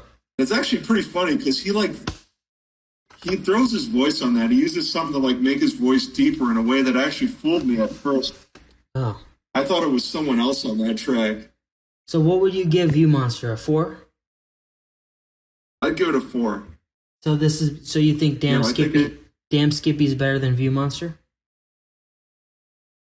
I think I gave Damn Skippy also a 4, didn't I? Yeah, so which one do you prefer? Which one do I prefer? I mean, that's a good question. Like, I think Damn Skippy is, like, probably a better listen from front to back. Like, if I was making a playlist of, like, the songs I like, there'd be, like, 5 songs from View Monster and maybe, like, 2 from Damn Skippy. Like, does that make sense? Yeah. Like which is a better album? The individual songs... I think I would probably say View Monster is a better album. I think so, too. Yeah. It's got better hype to me. It's more crafted. So let's talk. So, and I think like I was gonna get into Spirit Phone now. No, sure, why not? All right. We're not doing the EPs, right? We're not doing this guy. Well, do we have enough time? Do you have enough time? I got until like 4, so mostly I just want to show off how cool this looks. By the way, oh, this Birdie Quest. I had to get this because my kids love this video. Like, this speaks to 8-year-olds right here. Wow, that's cool. I took a chance and I'm like, I'm going to show them this and see how they respond. And they ended up liking it a little too much. Yeah. To the point where now I'm absolutely sick of it. But that's one of your favorite videos too, right? Oh, I loved it. Yeah. That was one. I remember seeing that. I was like playing poker with some friends and there was like Attack of the Show on the background. And I remember seeing that and thinking like, this looks like someone has really gotten into like anti-mutations lately. I had no idea it was actually him. And then at the end, they're like, oh, it's some guy named Neil Cicierega. I'm like, that's so cool. Like the guy's on TV for something that has nothing to do with any of his previous stuff. Like he just finds a way to go viral time and time and time again. Mm-hmm. Well, my thoughts on that EP are it's obviously really over the top and has the most comedy oriented songs that he's done. I like it. I think if I were to rate it, I'd give it a 4 out of 5. Specifically, the version that adds all the other tracks, like Goosebumps and the other one, whatever it's called. But I give that a 4. That's on this one, actually. Oh, the record has that, and it also has a hidden track that you have to go past the dead wax to get to. Mm-hmm. So at least respect his dedication to making hidden tracks that are actually hidden. Mm-hmm. And there's also two other EPs called, one's called Live Only Not, and that's him doing a bunch of old Lemon Demon songs with a full band, which I'd give a 3.5. And then the other one is called I Am Become Christmas, which is a Christmas EP, and I'd give that a 4 as well, because it's a really solid synth pop EP. But so that's what Neil was doing after View Monster. It took a really long time to come up with this one, but this one's called Spirit Phone. We have some cool art by Ming Doyle, which is Neil's wife. She's very cool. I've not talked to her, but I've had some interactions with her over Instagram. She's awesome. So this one is called Spirit Phone, and this one, so we keep mentioning like Sparks and Devo. I think this one is like that taken to its logical conclusion. Like, you know, really, really, really, this is pretty crazy album. Like, especially the first song, Lifetime Achievement Award, like with all the metalish chugs and all the layers, it kind of sounds like Cardiacs a little bit. And I just think that this one probably is this is definitely the most popular Lemon Demon album. It's the one that kind of broke through, which is really weird considering Neil has been doing music since he was like a little kid. And now that he's 30 and doing this like opus, he gets popular again. And I think the mashups had something to do with that. Like people were paying attention to the mashups, and then it's like, oh wait, I do original music too. But I think that this one is really kind of like, it plays like a greatest hits. I feel like Neil kind of has refined his sound so much. Well, kind of revamped. He kind of gave his sound a facelift, because now it's more new wave, and there's also some post-punk on here and like dance punk, and just a lot of like really up-tempo, blistering, synthesizer-y epics, you know? And that's kind of the vibe of the album. But if I had to pick my favorite songs from this album, it would definitely be Touchtone Telephone, which is a great, just upbeat pop song, and just such an amazing hook on there. Cabinet Man, not one of my favorite songs, but it's a lot of fun.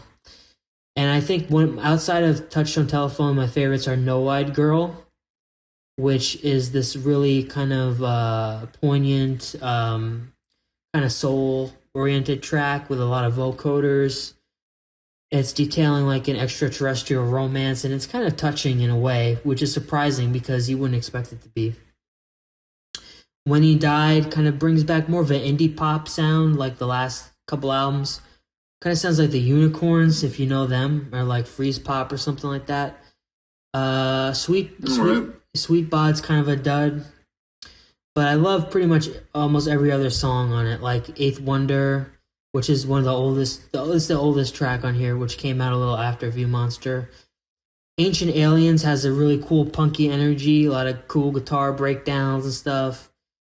And I Earn My Life is my favorite song on this album, because it's the one that it's the one time he gets actually fully serious. Well, No Eyed Girl is serious, and Touchtone Telephone is serious too, but that's kind of the emotional climax of the album.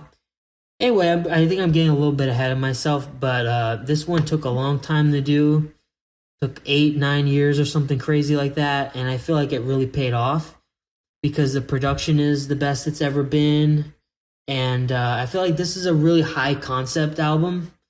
Like, it's all about the extraterrestrial and the kind of nefarious and the and the sort of the unknown, kind of like watching an episode of X-Files or Ripley's Believe It or Not books or something like that.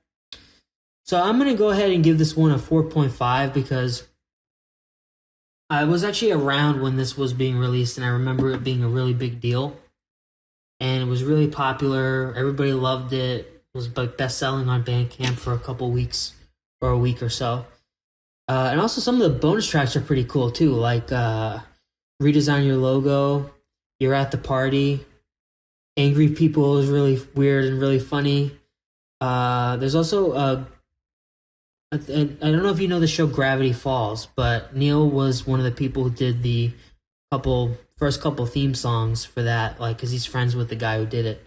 And Neil's sister Emmy was an animator on that show, I believe. That's a cool bit of trivia. But yeah, I'm gonna give this one a 4.5. I'll probably talk more about it as you talk more about it, but really solid album and clearly a new gear in what Neil's able to do with his music. Oh, totally. That's what kind of makes this one special to me is that you can really see the value in like taking some time off, both like for your craft and for like the fan base. The thing with that was it like 6 year run in which all those other 6 albums came out is that it was just unless you're like a dedicated like obsessive Lemon Demon fan, like it was hard to keep up with all of that. Like I was into a bunch of other bands at the time. I'm sure that I guess you probably weren't alive when a lot of that was coming out, but if you were, it's just one thing you like in addition to all these other things. When he's putting out like an hour-long album every year, along with all this other stuff, it gets to be a lot to like keep track of, unless he's like your favorite dude in the world, in which case you probably would. But I think like for most people that were into him, it was just like taking some time off to like, build some anticipation, let everyone grow and change as people, and like, sort of tease it out the way that he did by like putting out, put out these EPs, he'd put out like these individual tracks where you could tell that he was getting better at what he was doing, and like his songs were getting more complicated, they were sounding better, his voice was better. So like by the time this actually came out, there were a lot of people who were really looking forward to it. Like this was, it felt weird to like describe this as an event album, but it definitely felt that way in a lot of online spaces. Mm-hmm. And I'm sure you know what I feel about it. I think it totally delivered on everything that you hoped it would be. Mm-hmm. Because what I think, the one thing that comes to mind with all of Neil's early music, like everything up to View Monster, is that there is like a childish quality to all of it. Like it's all written from the point of view of a teenager who's like, who has a frame of reference that's mostly steeped in like pop culture and stuff. And as people, I think every 10 years or so, your entire personality kind of turns around in a bit. And I think a lot of musicians, they end up becoming less interesting over time because of that. Because like they become different people, they have families or whatever, and they lose the things that made them special in the first place. But that's not what happened to Neil. I think that he, in the intervening years, he sort of developed this sense of humor that was really sharp and sort of unique to him. Like he was still able to pull out like what was very funny about certain things. Mm-hmm. And I think that at this point, obviously he's taken his comeback pretty seriously. Like he's working pretty hard on these songs. I know that a lot of these date back like 4 years, maybe. Aren't there like some songs from like 2011 that were just like, he would release these demos and people, kind of knew this stuff beforehand. Mm-hmm. So I think that he worked harder on this than anything else he did. And to me, I think it really pays off because it's everything. I think like everything that was good about his prior albums, but with like a new like veneer of like adulthood to it, if you know what I mean. But like also, the stuff on here. I was gonna say also, even though there is a new, it sounds it wasn't recorded in an actual studio, but the way that it's like mastered and mixed, like it sounds like it was like totally done in like a 48 track studio. Right. Especially I mean, the digital version of this is really pretty harsh because I think it depends on like what headphones you're listening to. It's very trebly and there's not a lot of bass. But I think that's the thing with making this type of music is like it's so VST like oriented, like there's no like real warmth to a lot of it. So the original copy, this is actually a remastered version, this CD version. But I remember when I got the album when it came out, I was like, "Oh, this is the material is great, but it sounds really loud." And then they did a remaster where everything was kind of dulled and it sounded like there was just cloth over the speakers or something like that. But there's a little more, yeah, a little more room to breathe. But the production on here is absolutely excellent. It's one of the best produced albums I know. I'll tell you that much. Right. And I think that's like important because all of his other work, again, like talking from everything up to View Monster, there's a specific sound to it, like reflective of the equipment, you know, especially like the microphones he was using. Like it felt like the bedroom production, like all of it. You know, stuff that was recorded directly into, like maybe recorded directly into his computer. Like I think the later albums of that era are probably more sophisticated than that, but like there's a specific production style, I would say, to it. That whereas this album does feel more like a studio effort, like something that was actually labored over and maybe had like some outside help. I don't know if that's true or not, but like, Nope. it's definitely more dynamic and more layered than any of his previous albums. And I think the reason why it pays off to me is because like back then, you know, he was just sort of like who he was, like, you know, this kid who sort of came up making all this music, you know, building this fan base and all this. As a guy who sort of looked back on like, who maybe saw himself as like the next in line is like the next John Linnell, for instance, you know, like he had sort of became that sort of person. By this album, I feel like he's sort of equal or maybe even surpassed like a lot of the guys that he's looked up to. You know what I mean? Like if I was making a favorite albums of all time list, like stuff that, because like, let's face it, I mean, I know like you really love Dinosaurchestra, but like that's not really an album you can recommend to like anyone in your life.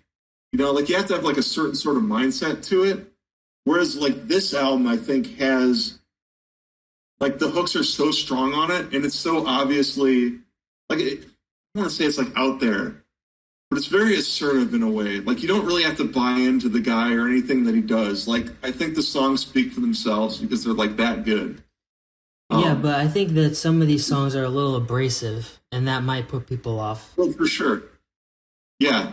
I mean, it's definitely something that demands your attention. I'll put it that way. And I think if you don't like it, you're probably really not going to like it. Yeah.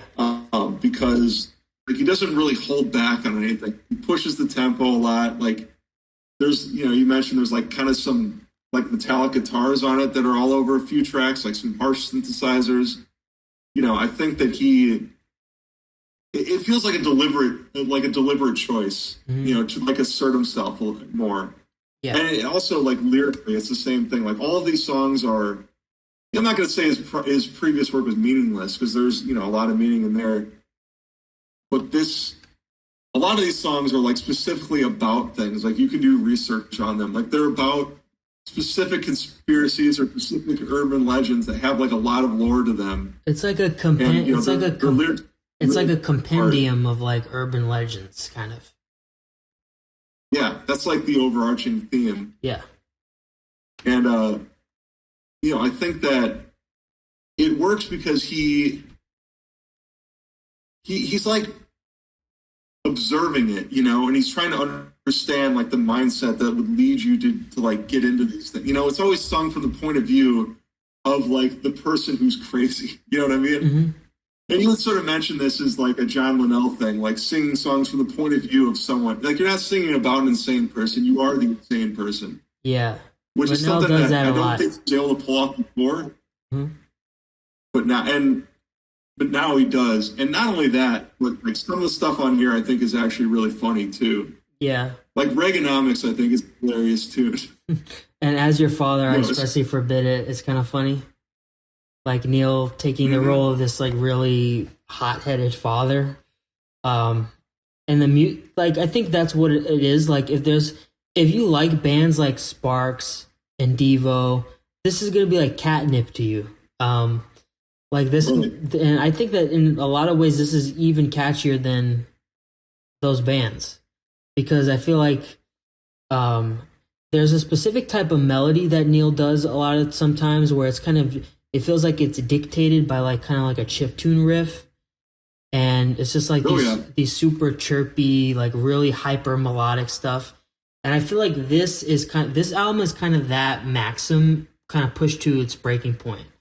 Um, my only real criticism of the main album is I feel like the pacing is a little off, especially in the last half. Like the transitions aren't as well thought out as they are in previous albums, but the material is so consistently strong that Yeah. I can kind of well I kind of it's not a five, it's not a full five for me.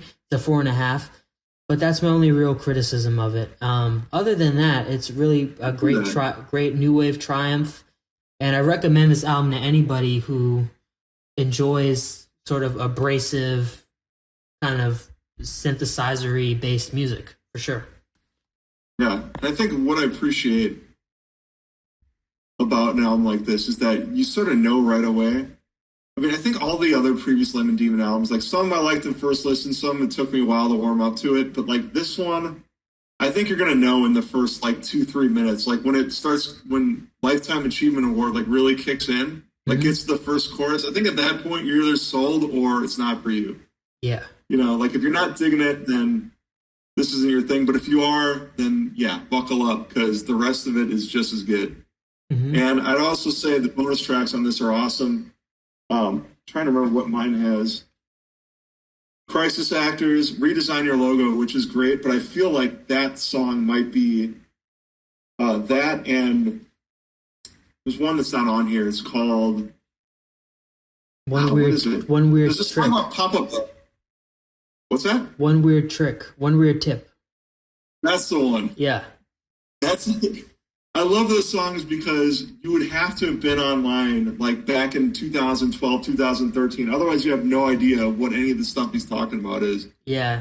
Because like that was like the online I'm surprised experience. that's not. Why is that not a bonus track? I don't know. Yeah, I was kind of disappointed in that because I love that song. But it does have "You're at the Party," which I think is like one of his best tunes, actually. Yeah, but there's Because also there's also something a little bit like kind of unfinished about it, or it's like tonally too similar to Spiral at Ants. So I kind of get why he didn't leave it on the album. Yeah, I mean, you see that a lot where a band will write like the same song twice, and one has to be on the album. I think They Might Be Giants did that a lot. Yeah. People ask them, "Why isn't the song on the album?" It's like, well, it's similar to this one, so I get that.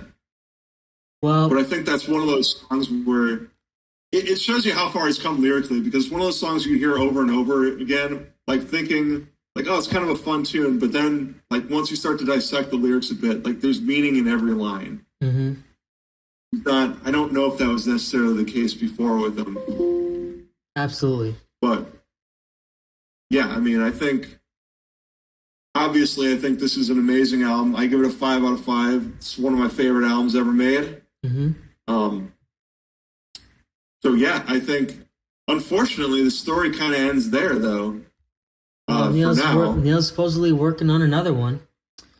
Well, I was hoping it would. Oh, one other thing to mention about this album, it came out on Leap Day 2016. Oh yeah. With, if you know Neil Cicierega at all, that's very much a concept. I'm sure he's wanted to do that since the very beginning. Come out with a Leap Day album. He's kind of like James Ferraro, like a very high concept musician. Yeah. That makes any sense. So in 2020 and 2024, I know a lot of people were thinking like he was going to surprise drop an album on Leap Day, that was going to be his thing. But unfortunately, nothing's come to pass yet. I like the snippets he put out. They're a little more different, and they're a little more different in style. Like it's a little more vaporwavy, a little more chilled out. It's going to be a cool listen whenever it comes out. I mean, it's interesting to even speculate on what it might be like, because I feel like the main story of Lemon Demon in a way is that, you know, he was a kid. Again, like I'm not saying that he's like maladjusted or anything, but he's clearly someone whose chief influence is stuff like online, you know? Like he understands online culture, especially like early online culture. And that has like kind of worked beyond recognition to even like what it was in 2016 when Spearphone came out. And like the internet was still like sort of a reliable place where, you know, there were still like message boards and stuff. Like Twitter didn't suck yet. Like it wasn't, you know, politics were kind of in their own, like in their own box. And, you know, that's sort of the thing I was thinking about. Like what place does he have now in 2026? Because like his entire aesthetic, like his entire persona is sort of based on this time where like you could have your own website, you know? Like he was always someone who very much like wanted to build his own thing from the ground up and do things his own way. Whereas now the internet is a place where you sort of have to conform to like the platforms that are out there, right? You know, there's only like 6 websites out there right now. I mean, he releases stuff through YouTube and I don't know, whatever else, probably Bandcamp. But like the idea of a site like what he had before, Evil Trail Mix, where it's like, here's a link to all these different things that I've done. Here's my own page that I coded myself. That's like a weird ass webcomic. You know, links to all these other, you know, like experimental projects that don't really fit in any box. Like all that stuff's kind of gone now. Yeah. So I'm very curious, like how he's going to handle. You know, I don't want to say comeback because again, it's not like he ever really went away. Like he's still doing stuff. Yeah. But like the entire like underlying, you know, structure of the world that he came up in is not really there anymore. Yeah, I mean, I think that the new Lemon Demon album is kind of going to be, it's going to be another event album, kind of like Spirit Phone. And I can't wait till like Neil tells us like it's going to come out tonight, and then I'm sure you and I will like do a live listen or something like that because we're that type, that'd be kind of cool. Those type of fans. But yeah, that's where the story ends with Lemon Demon. Even though Neil he's doing a lot of like stuff with his filmmaking troupe, Guaranteed Video. And I always like to pop in on their channel, see what kind of weird, funny stuff they're doing. That stuff is really good, by the way. Did you see that like mini movie called Computer Fighters? That came out a while ago. Yeah, that was a while ago. Yeah, yeah. But I think that is a good example of like what makes him of what makes his stuff so great, because it's like at its core it's a parody, but it's like so lovingly done. Like there's so many things in there that are specific references to like very specific like movies and shows that like he's making fun of them, but he also loves them in a way, and he loves them enough to like get all the details right. You know, and like there's so many jokes in that thing that I feel like you could only get if you were around in that era. I'm not saying it's incomprehensible otherwise, but like there's a lot of real subtle like stuff going on in there. Yeah. And I think it really represents everything that's great about him. Well, I think that's the end of the road for Lemon Demon so far. But Nick, I wanted to wish you a happy new year. And I wanted to let you give a little you want to talk about the mixes you're doing or your blog? Well, I'm not really sure what I'm doing right now. So in 2024, I started DJing. I sort of fell into it because there's this guy that does, at a local bar, he does a progressive rock night, which is totally up my alley. And I remember thinking, like, man, I'd totally love to do that. I don't know how to even get started. And then he ended up needing surgery, so he needs someone to take over for him. And I immediately was like, yeah, I'll do it. I don't know how to do it, but I was like, I know what I'm doing. But in reality, I'm like, okay, I'm going to go home. I'm going to figure out how to use a mixer. Really not hard at all. So I was doing that for like half a year. I still do it every now and then. But I'm like, okay, I guess I can DJ now. And I've been kind of doing my own thing every month or two. But yeah, last year I've been kind of focusing on doing, I won't want to say like more pointed sets, because a lot of the, if you ever hear a DJ set I do, it's like all over the place. But I'm at least trying to find like, stuff that makes sense, mashups that make sense, like things that kind of go together in odd ways, unique spaces to do it. I'm hoping to do a lot more of that in 2026. I mean, you know the way it is. Like a lot of people are interested, like, oh yeah, this is cool, set something up, but only like a quarter of the time do you actually do something. Yeah. But yeah, I have been doing like some mashups and stuff lately, which if you've heard them, you can tell they're pretty inspired by what Neil does on his mashup work. Like that was kind of what got me into the idea of like, oh, these can actually be really good and, you know, beyond a gimmick. So I've been making them myself, and actually over the last 2 days I've been like remixing all of them. Oh, At least the ones that I thought like had, like adding, you know, like adding you probably have EQ this and before, compression you know? and stuff. What's that? Adding EQ and compression and stuff. A little bit of that, like getting better samples, finding actual instrumental versions instead of like, you know, the ones that I've generated. Well, you probably had that experience when you're making one of your tracks where like, you know, you make something, you finish it, and then you kind of listen to it here and then, and there's like parts that bother you, like something that's lined up a little bit off, and then you go in and you're like, all right, I'm going to fix everything and finalize this. Yeah, for So that's sure. kind of my goal, like the next few weeks. Is I'm going to go with like everything that I feel is worthy of putting out somewhere. I'm going to like make it so I don't have to fuss with it anymore. Well, that sounds cool. I'm not going to say it's going to be quick, but at least I'm going to say, all right, I'm done with this and I can move on to something else. I'm sure that it'll be interesting and unexpected, like the best mashup should be. But yeah, so as for my plans for 2026, is I want to get a little more. What? When's your album coming out? I don't have any plans for an album coming out, but the one thing I do want to do is I want to do more of these videos with other people.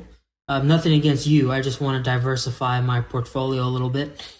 And I hope that actually there's a part 2 coming out to this video with somebody else that is going to serve as like serve as kind of this is a bit of an appetizer. I don't want to like put one on a pedestal, but this is kind of an appetizer. Then you're going to get the platter. So that should be pretty cool. So I'll release those. I'll release those around the same time. But Nick, thanks for coming on, and I'll talk to you soon. Oh, right on. Happy New Year. All right, see ya. Bye now.